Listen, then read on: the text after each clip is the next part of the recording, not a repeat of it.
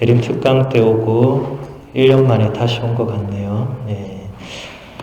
우리 옛 민요의 각설이 타령이라고 여러분 혹시 아세요? 그 내용이 대충 어떻게 되죠? 작년에 왔던 각설이가 죽지도 않고 또 왔다고 그렇게 노래하죠. 예, 작년에 왔던 장진명 신부가 죽지도 않고 또 왔습니다.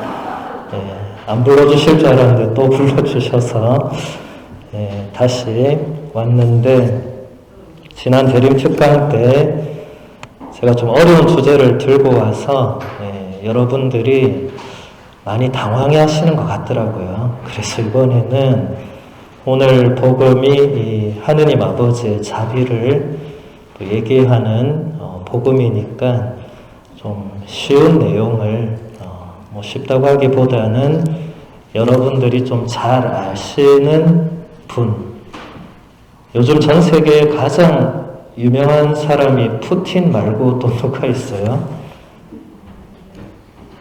예, 뭐 바이든도 있고, 예, 우리 가톨릭으로 보면 누가 제일 슈퍼스타입니까? 아, 저 아니었어요? 예. 예, 프란치스코 교황님이 예, 가장 뭐 세계적으로도 가장 뭐 지금 인지도가 높은 분이시죠. 여러분도 다 아시고. 지금 교황님 된 지 몇 년 된지 아세요? 예, 듣고 너무 놀라지 마세요. 10년째입니다. 10년. 예. 베네딕토 교황님도 8년밖에 안 하셨는데 지금 프란치스코 교황님이 2013년 3월에 교황님이 되셨으니까 지금 만으로 9년이고 벌써 이제 10년째 교황직을 수행하고 계십니다. 그래서 프란치스코 교황님이 그동안에 많은 말씀과 가르침을 우리에게 10년 동안 주셨어요. 이제 너무 많다 보니까 사람들이 그냥 듣고 그러려니 하는 그런 느낌을 많이 받아요. 그래서 제가 다시 교황님이 그 초반에, 교황님이 2013년 3월 13일인가? 예, 그때 됐는데, 그리고 나서 그 해, 그러니까 첫 해, 교황님이 되신 첫 해에 하셨던 말씀들을 다시 한번 보고자 합니다. 이게 책이 여러분 잘 안 보이시겠지만 이 노란색, 예, 제목이 교황 프란치스코 자비의 교회라고 해서 교황 즉위 후 첫 강론집, 예, 줄리아노 비지니라는 이태리 교수가 엮었습니다. 이 책은 말 그대로 교황님의 첫 강론집이라고 되어 있지만 사실은 강론은 미사 중에 하는 거고, 미사 외에도 교황님은 어디를 가든 교황님한테는 마이크를 갖다 대요. 사람들이 한 말씀만 해주시라고. 그런 것들을 모은 책입니다. 그래서 여러분들이 들었던 내용도 있을 거고 듣지 못했던 내용도 있을 건데 한번 보도록 할게요. 예, 먼저 첫 번째 주제는 우리를 끌어안아 주시는 하느님의 자비. 오늘 복음과 일맥상통합니다. 이것은 2013년 4월 7일에 교황님이 로마 주교자 성당에 착좌 미사를 동원하시면서 하셨던 강론입니다. 교황님은 이렇게 말씀하십니다. 하느님의 자비, 우리의 삶을 위한 참으로 아름다운 신앙의 진리입니다. 우리를 향한 하느님의 사랑은 참으로 크고 깊습니다. 그 사랑은 한결같으며 언제나 우리의 손을 붙잡아주고 우리를 일으켜주며 지탱해주고 이끌어줍니다. 프란치스코 교황님이 되시자마자 처음부터 지금까지 한결같이 하셨던 말씀이 하느님은 자비로운 분이다. 이 얘기를 10년째 하고 있어요. 10년째. 한결같이 하고 있어요. 한 번도 이 얘기에 대해서는 다른 뭘 말하지 않고 하느님은 자비로운 분이다. 하느님이 어떻게 자비로운가? 오늘 복음에 나오는 그 아버지의 모습이 바로 하느님 아버지의 그 자비를 그대로 보여준다. 아까 길게 들었던 그 내용의 핵심은 뭐죠? 둘째 아들이 아버지가 살아 계시는데 유산을 달라고 청해서, 이런 후레자식이 어디 있어요? 아버지가 살아 계시는데 유산 달라고. 그거 왜 달라고 했습니까? 이제 나가서 이제 방탕한 생활을 한 거죠. 근데 어쨌든 돌아왔어요. 여러분, 이런 아들이 돌아오면 어떻게 해야 됩니까? 일단 문을 닫고 안 열어줘야죠. 네가 어디 지금 유산 다 받아갔는데 네가 무슨 염치로 이 후레자식이 내한테 왔냐고, 이렇게 겉으로 일단 하고 나서 이제 뒤로 가서 이제 마누라 시켜서 데리고 온나, 이렇게 해야 되는 거 아니에요? 예. 근데 이 아버지는 어떻게 했어요? 바로 달려가서 끌어안고 입을 맞추고 반지를 끼우고 신발을 신기고 아들의 지위를 복귀시키고, 네가 왜 그랬냐 이런 말씀을 하지 않는 이 자비, 이것을 교황님께서 말씀하시는 겁니다. 교황님은 또 이렇게 말씀하십니다. 그리스도인으로 살아가는 우리는 이 점을 기억하도록 합시다. 하느님은 우리가 당신에게서 멀리 떠나갈 때에도 언제나 우리를 기다려 주십니다. 그분은 한 번도 우리에게서 멀리 떨어져 계신 적이 없습니다. 하느님은 우리가 당신께 돌아가기만 하면 언제든지 우리를 안아주려고 기다리고 계십니다. 이거 오늘 복음의 아버지를 설명하고 있는 거죠, 그죠? 예. 오늘 복음의 아버지와 지금 똑같죠? 하느님은 우리가 하느님에게 멀리 떠나 있을 때에도 항상 우리를 기다리고 계신다. 오늘 복음의 아버지가 그랬죠. 아들이 떠나갔어요. 유산 받아가지고. 그런데 기다리고 계셨어요. 그래서 먼저 아들을 봅니다. 만약 안 기다리고 계셨으면 아들이 집에 왔어도 아버지가 몰랐을 수도 있죠. 뭐 일을 하러 나갔거나 그러면. 그런데 멀리서 먼저 아들을 알아본 것은 아버지였습니다. 그만큼 하느님께서 우리를 기다리고 계신다는 것입니다.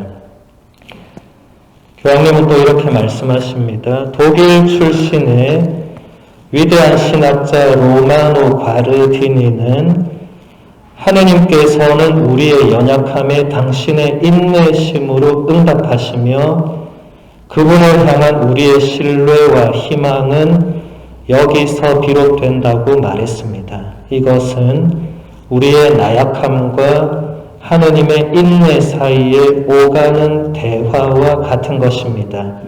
이 대화를 나누기만 하면 우리는 언제나 희망을 얻게 됩니다. 지난 세기는 여러분들은 지난 세기를 어떻게 평가하실지 모르지만 가톨릭 교회로 보면 위대한 신학자들이 역사상 가장 많이 나왔다고 하긴 좀 그렇고, 위대한 신학자들이 아주 많이 배출된 좀 특별한 시기였어요. 그 중에 한 분이 로마노 과르디니라는 분입니다. 아마 여러분들도 신앙생활을 좀 오래 하신 분들은 아마 이름을 들어봤을 거예요. 책도 뭐 보셨을 수 있고, 프란치스코 교황님이 교황님 되시기 전에, 주교도 되시기 전에 이분이 아르헨티나 분이죠. 근데 이분이 독일로 유학을 갑니다. 독일에 유학 가셔서 독일에서 공부를 한 그 전공이 바로 로마노 과르딘이었어요.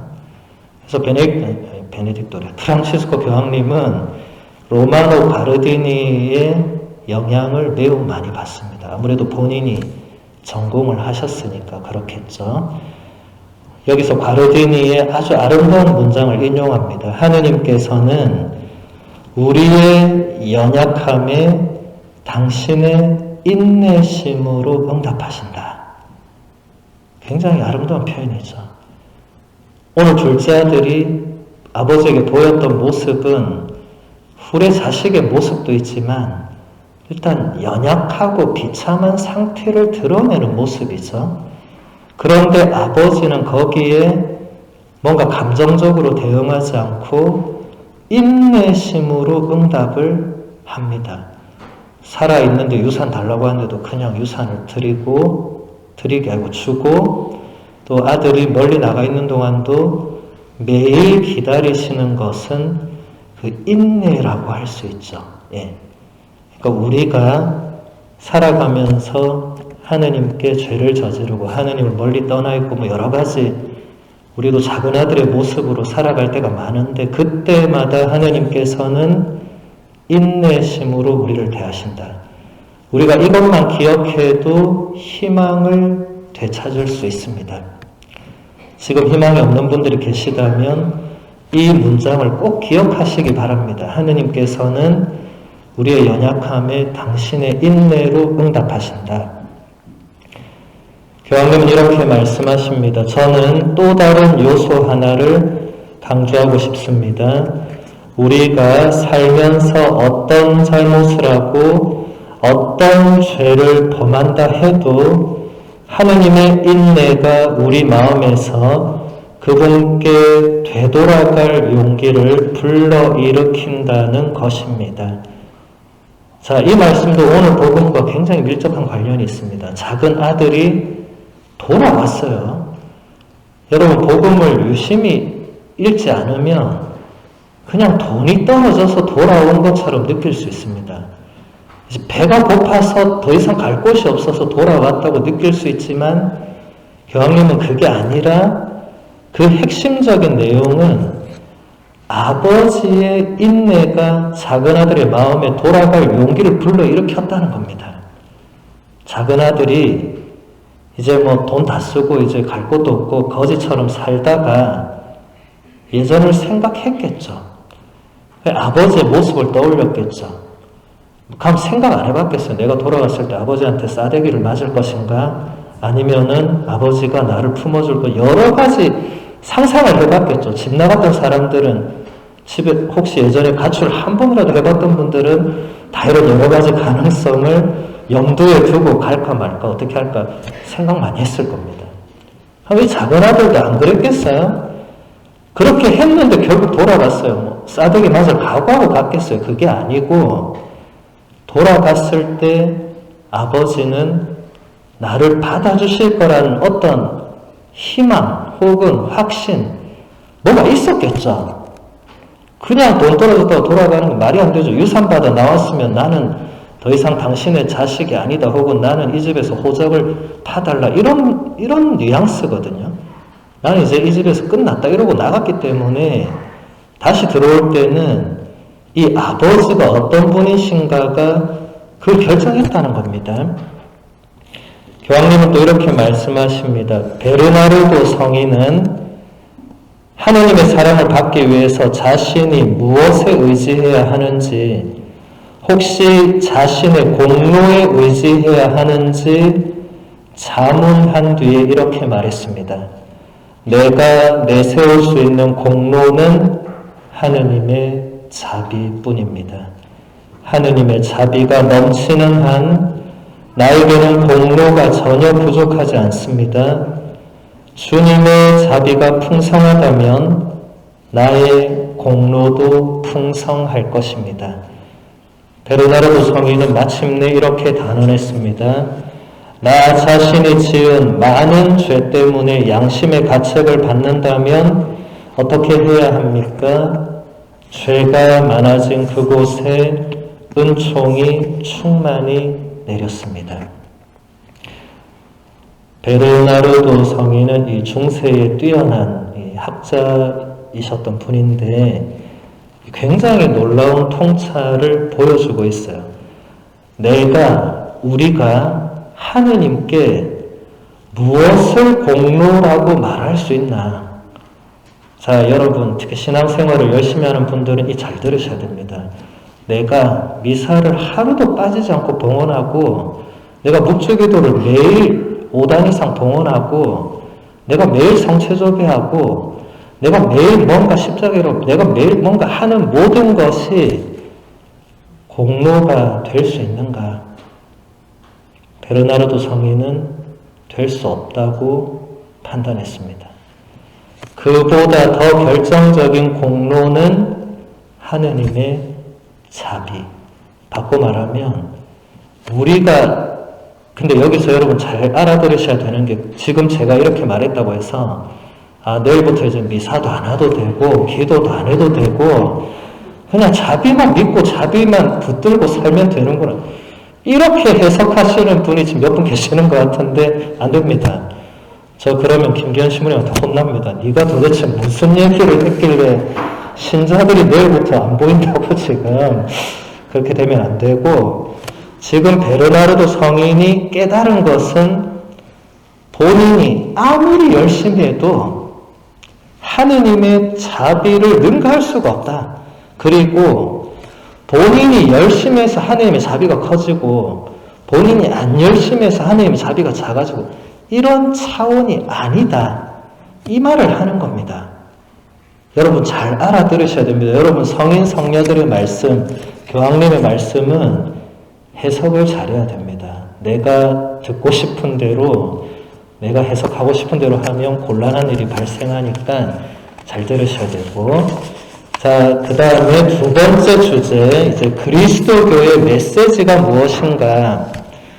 이것은 2013년 3월 30일 파스카 성야 미사 중에 강론 때 하신 말씀입니다. 물론 우리는 아직 사순이지만 사순과 부활은 연결되는 점이 있죠. 교황님 말씀을 보겠습니다. 새로움이 우리를 두렵게 할 때가 많습니다. 하나님께서 우리에게 이루어 주시는 새로움은 물론이고 그분께서 우리에게 요구하시는 새로움도 마찬가지입니다. 우리는 하나님께서 이루시는 놀라운 일 앞에서 두려움에 빠집니다. 우리는 하나님께서 우리의 삶에서 이루어 주시는 놀라운 일들을 두려워하고 있습니다. 하나님은 언제나 우리를 놀라게 하십니다. 주님은 그런 분이십니다. 여러분도 새로움이 여러분 자신을 두렵게 할 때가 많죠. 미국에 처음 건너오기 전에 두렵죠. 여기서 무슨 일이 일어날지, 괴물이 살고 있을지 모르잖아요. 두렵죠. 근데 새로움을 두려워해서 새로움을 시도하지 않으면 아무 일도 일어나지 않습니다. 그냥 가만히 있는 삶이 반복됩니다. 하나님께서 아브라함을 처음 부르셨을 때 여러분 창세기 12장을 떠올려 보시면 하나님께서 아브라함을 그냥 부르세요. 아브라함아 부르세요. 그리고는 내가 보여줄 땅으로 가라고, 내가 거기에서 너를 큰 민족으로 만들어 주겠다고. 근데 그게 어디인지는 말도 안 했어요. 그리고 거기서 무슨 일이 일어나고 하나도 말씀 안 하셨어요. 그냥 가라고. 가면 내가 너를 큰 민족으로 만들어 주겠다고. 근데 아무 증거도 없었어요. 여러분 같으면 그래도 내가 미국에 가고 뉴저지에 가고 프린스턴에 집을 어떻게 얻고 직장을 대충 예상 좀 하고 예상 범위 내에서 뭔가 계획을 실행하고 다 그렇게 하잖아요. 근데 아브라함은 예상을 할 수가 없었습니다. 내가 보여줄 땅으로 가라고 하시는데 그게 도대체 어느 땅인지 어떻게 알아요? 그냥 가라고 하는 대로 가는 거죠. 근데 아브라함은 그 새로움이 인간적으로는 두려웠겠지만 그냥 하느님을 신뢰한 거죠. 그리고 하느님은 아브라함을 실망시키지 않으시죠. 우리에게도 이런 신뢰가 필요합니다. 하느님은 언제나 새로움을 우리에게 선물합니다. 근데 여러분 신앙생활을 하면서 새로움이 전혀 없다면 문제는 우리에게 있습니다. 우리가 하느님의 새로움을 받아들이기를 거부하거나 그 새로움에 대한 두려움 때문에 뭔가를 포기하거나 그 새로운 뭔가를 도전하지 않거나. 여러분 새로운 것은 항상 두렵기만 한 건 아니죠. 새로운 것은 뭔가 그만큼 설레고 기대에 찰 수도 있습니다. 그런데 많은 경우에 우리는 이 두려움, 부정적인 요소들을 먼저 보게 돼요. 새로운 걸 하려고 생각하다 보면 가만히 생각해 보니까 근데 내가 그걸 하게 되면 이걸 못 하게 되고 이게 뭐가 안 되고 계속 부정적으로 결국은 그냥 하지 말자. 그냥 살자. 지금도 힘들어 죽겠는데 뭘 자꾸 새로운 걸 도전하고 지금도 뭐 신앙생활도 이 정도면 됐지 뭘 자꾸 내가 새로운 걸 하고 그냥 그대로 사는 거예요. 아무 변화 없는 거예요. 새로움이 없으면 변화도 없습니다. 여러분 새로움이 뭔가 기회가 올 때 물론 처음에는 좀 생각도 해봐야 되고 그렇겠지만 이게 하나님께서 나에게 주시는 새로움이라는 확신이 들면 받아들이고 그 길을 향해서 나가야 됩니다. 그러지 않으면 맨날 똑같습니다. 맨날. 의미 없는 삶이 반복되는 거죠. 여러분 새로움을 너무 두려워하지 마시고 교황님 말씀하신 것처럼 거기에 희망을 가질 수 있습니다. 교황님은 또 이렇게 말씀하십니다. 하느님께서 우리의 삶에 가져다 주시려는 새로움에 마음을 닫지 마십시오. 우리는 지치고 실망하며 슬퍼할 때가 많습니다. 자신이 저지른 죄의 무게에 힘겨워하면서 제대로 살고 있지 않다고 생각합니다. 하지만 자신 안에 갇혀버려서는 안 됩니다. 신뢰를 잃지 말아야 합니다. 결코 스스로를 포기하는 일이 없어야 합니다. 하느님께서 바꾸실 수 없는 상황은 하나도 없습니다. 하느님께 마음을 열기만 한다면 그분께 용서받지 못할 죄는 아무것도 없습니다. 이 문장들이 지금 교황님의 첫 부활 성녀미사 강론입니다. 굉장히 강력한 메시지입니다. 첫 부활에 어떤 얘기를 하실까 얼마나 궁금했겠어요, 사람들이. 이번 부활은 10번째입니다. 물론 이번 부활에도 교황님이 어떤 말씀을 하실까 우린 궁금합니다. 근데 첫 부활이니까 더 궁금했겠죠. 근데 교황님은 첫 부활에 분명히 말했습니다. 자신 안에 갇혀있는 것은 부활이 아니다. 자신 안에 갇혀있는 그건 죽은 상태다. 자신에게서 나와야 되고 자신을 포기해서는 안 되고 부족한 자신의 모습도 받아들여야 되고 하느님을 향해서 계속 신뢰를 두고 나아가야 된다고 말씀하십니다. 여러분 자신의 죄나 자신의 부족함 때문에 하느님은 나의 이런 모습을 받아들이지 않으실 거예요. 본인 생각입니다. 본인의 생각. 본인 생각이니까 어떻게 할 수는 없지만 하느님의 생각은 우리의 생각과 분명히 다릅니다. 그걸 믿어야 된다는 거죠. 교황님은 또 이렇게 말씀하십니다. 매일의 문제와 걱정은 우리를 우리 자신 안에, 슬픔 안에, 고통 안에 갇히게 만듭니다. 거기에는 죽음밖에 없습니다. 거기서는 살아계신 분을 찾을 수가 없습니다. 이제 부활하신 예수님께서 여러분의 삶으로 들어갈 수 있게 해드리십시오. 신뢰를 가지고 그분을 친구로 맞아들이십시오. 그분은 생명이십니다. 지금까지 여러분이 예수님에게서 멀리 떨어져 있었다면 이제는 그분을 향해 조금이라도 발걸음을 옮겨보십시오.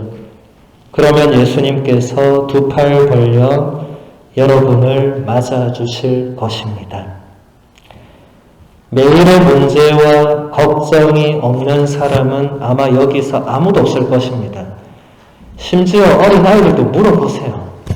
매일의 문제와 걱정이 있습니다. 아무 걱정 없을 것 같죠? 걱정이 있습니다. 어린아이부터 나이 지긋한 어르신들까지 매일의 문제와 걱정이 없는 사람은 아마 없을 것입니다. 근데 이제 그 다음 단계는 그렇다면 그 매일의 문제와 걱정 안에 갇혀서 그냥 사느냐 아니면 그걸 넘어서는 뭔가를 하나님께서 주실 수 있다고 믿으면서 앞으로 나아가느냐 이제 그 차이가 있는 거죠. 여러분 문제와 걱정이 없는 사람은 없다고 제가 분명히 말씀드립니다. 근데 여러분이 옆에 사람을 보면 신부님, 저 사람은 걱정이 없는 것 같아요. 전혀 그렇지 않습니다. 전혀. 그 사람도 겉으로는 멀쩡하게 그렇고, 겉으로는 괜찮아 보이지만 그 사람이 남몰래 성전에 혼자 와서 눈물을 흘리고 있을지 누가 알아요? 모르는 거죠. 여러분, 겉으로 사람들 앞에 괜찮아 보이는 내 자신이 사실 괜찮지 않을 때가 얼마나 많습니까? 사람들 앞에 갈 수 없이 웃고 그냥 그래, 나 좀 괜찮아요 하지만 하나님 앞에 섰을 때는 괜찮지 않을 때가 많죠. 우리는 다 그런 존재입니다. 여러분, 그런 존재인 자신을 받아들이고 다른 사람과 너무 비교할 거 없습니다. 저 사람은 그렇지 않습니다. 다 문제 있습니다. 문제가 없을 수도 있겠지만 문제는 자주 발생합니다. 그렇기 때문에 다른 사람, 저 사람은 문제 걱정 없고 나는 매일 문제와 걱정이 산더미고 아닙니다. 똑같습니다. 어쩌면 더 알 수도 있습니다. 내가 모를 뿐이고. 그래서 교황님께서 부활하신 예수님께서 우리 삶으로 들어갈 수 있게 해드리자. 이제 나 혼자 더 이상 골머리를 싸매지 말고 거기서 예수님을 찾는 겁니다. 예수님, 지금 제가 이런 문제와 걱정이 있는데 나는 이게 도저히 내 힘으로는 풀릴 수가 없는데 당신이 좀 도와주셔야 되겠다고. 물론 제가 이런 말하면 다들 신부님 제가 그 정도 다 했다고 그렇게 얘기해요. 교황님이 그럼 이걸 몰라가지고 교황님이 참 순진하셔가지고 그냥 높은 데만 계셔가지고 이런 얘기 하시는 걸까요? 아니죠. 교황님이라고 해서 문제와 걱정이 날마다 없겠습니까? 우리보다 훨씬 많은 걱정을 하고 계시겠죠. 우크라이나 전쟁이 한 달이 넘었어요. 누가 제일 거기에 마음 쓰겠어요? 교황님이 제일 마음 안 쓰시겠어요? 우리는 그래도 좀 한 달이 건넜다는 느낌에 좀 안도감이 들잖아요. 설마 푸틴이 우리 미국을 치진 않겠지? 이렇게 생각하잖아요. 이제 친 다음 우리도 어떻게 하겠어요? 양팔기도 해야 돼, 이제.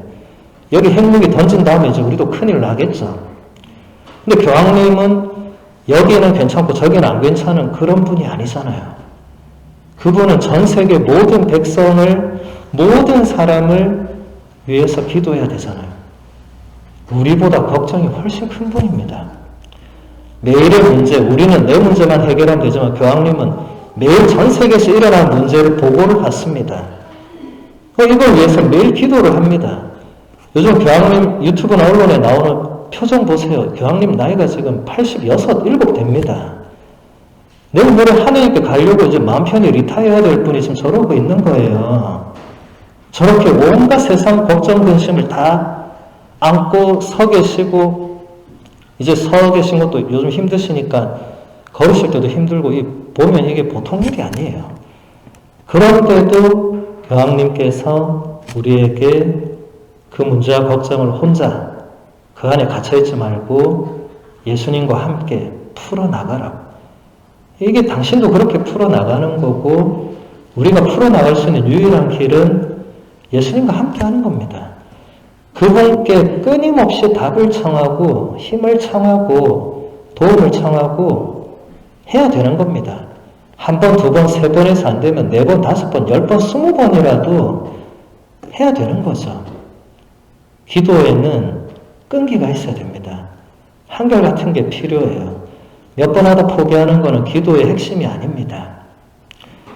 하나만 더 보도록 하겠습니다.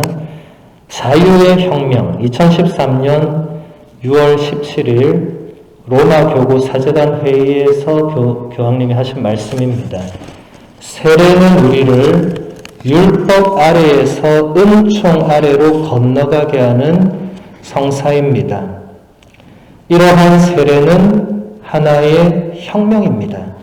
인간의 역사에서 벌어진 혁명들은 정치, 체제나 경제 구조를 바꾸어 놓기는 했지만 인간의 마음을 본질적으로 변화시킨 적은 단 한 번도 없었습니다. 예수님은 참된 혁명을 곧 근본적으로 인간의 삶을 변화시킨 혁명을 당신의 부활로 이루셨습니다. 예수님께서 이루신 참된 혁명은 그분의 십자가와 부활입니다. 베네딕토 16세 교황님은 이 혁명을 인류 역사에서 가장 위대한 변화라고 말했습니다.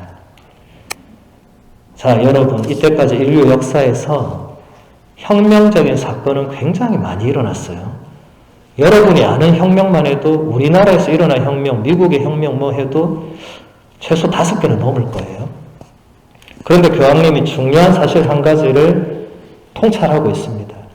그 어느 혁명도 인간의 마음을 근본적으로 바꾸지는 못했다.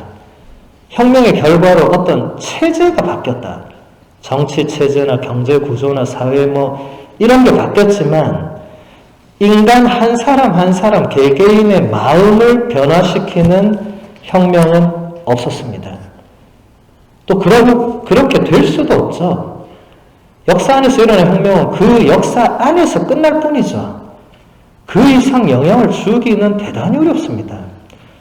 여러분, 지금 우리가 21세기를 사는데 18세기의 산업혁명, 그 전에 계몽주의 혁명, 여러분 얼마나 영향을 받아요?